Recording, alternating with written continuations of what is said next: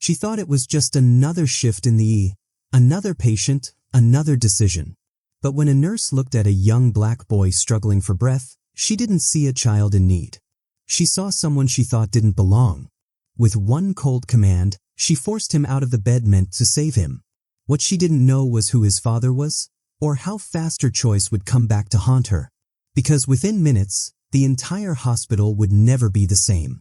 The emergency room was buzzing with its usual chaos. Monitors beeping, stretchers rolling past, families whispering prayers in tense corners.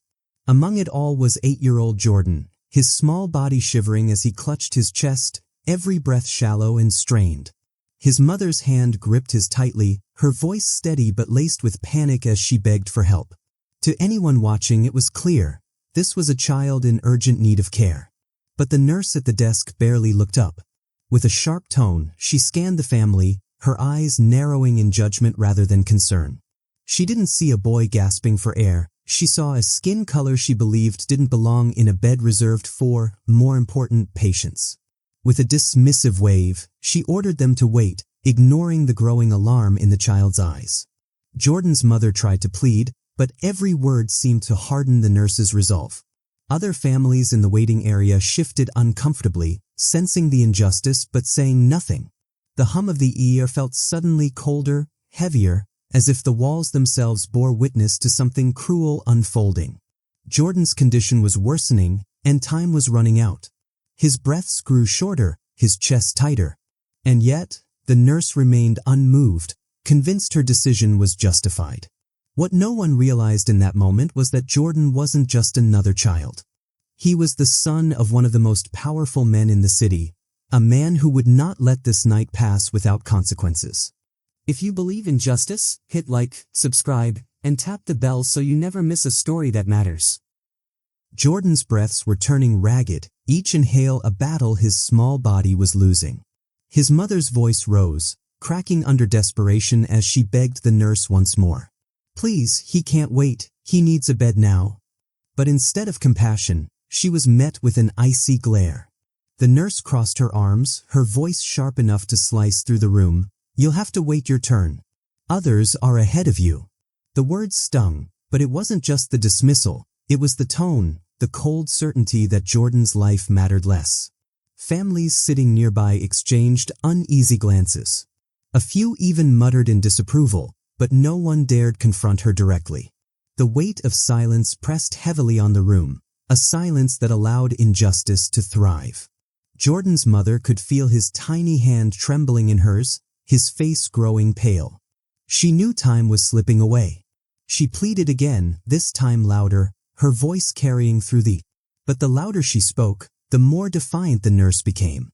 Finally, with a look of disgust, the nurse walked over and pointed at an empty wheelchair.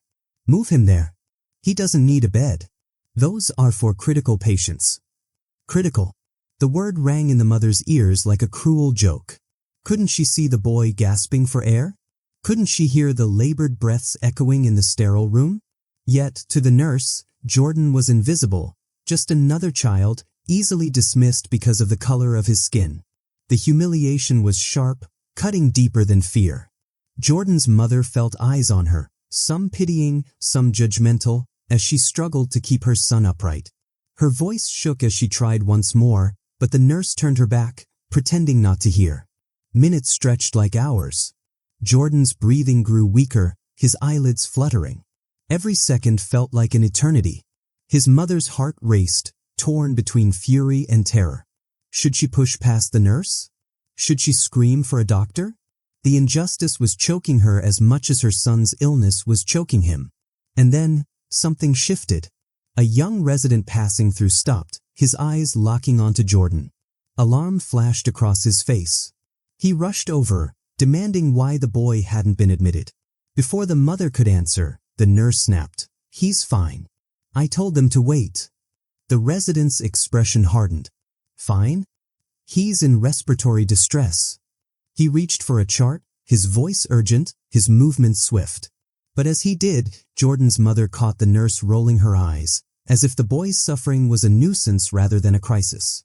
Whispers began spreading through the waiting room. People were watching now, watching the cruelty unfold in plain sight. Some pulled out their phones, recording the scene. The nurse's voice grew harsher, her authority cracking as she tried to dismiss the residents' concern. But no matter what she said, the truth was undeniable. A child was fading before their eyes, and she had denied him care. What no one realized was that Jordan's father was already on his way. And when he arrived, the fragile balance of power in that room would collapse in an instant. The automatic doors of the ear slid open with a sharp hiss, but this time, no one ignored it. A tall figure strode in, his presence commanding every pair of eyes in the room. It was David Carter, the billionaire CEO whose name carried weight in every boardroom, every headline. But tonight, he wasn't here as a titan of industry. He was here as a father whose son was fighting for air. His eyes found Jordan instantly, slumped in the wheelchair, his lips tinged blue. For a split second, the world seemed to stop. Then David's voice, low but seething with fury, cut through the ear like a blade. "Why is my son sitting here?" The nurse stiffened, her face draining of color. She stammered something about protocol and waiting their turn, but her excuses crumbled under the weight of his glare. David didn't just see her, he saw the hours of neglect, the humiliation etched on his wife's face, the recordings from strangers capturing her cruelty. He moved forward, his presence towering over the nurse who had once wielded her authority so carelessly. "You looked at my child, gasping for breath, and you chose to turn him away. You chose prejudice over compassion. Do you understand what you've done?" His voice rose, not in rage, but in devastating clarity that silenced the room. Doctors rushed forward now, scrambling to lift Jordan onto a stretcher, their urgency exposing the lie of the nurse's dismissals. Machines whirred, oxygen masks secured, staff calling out vitals in rapid succession. The room was alive with action, but all eyes stayed fixed on the confrontation. The nurse's lips trembled, her bravado gone, replaced with a dawning terror.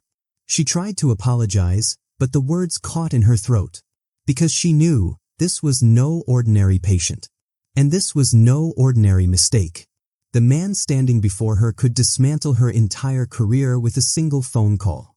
But David didn't shout, didn't threaten.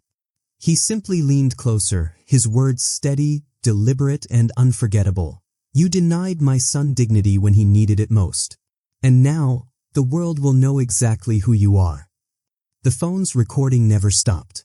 The moment had been sealed, the point of no return. Jordan survived, but the scar of that night would never fade for his family, or for the nurse whose cruelty was exposed to the world. What began as one act of prejudice became a lesson in justice, leaving everyone to wonder, how many more lives must be tested before change finally comes?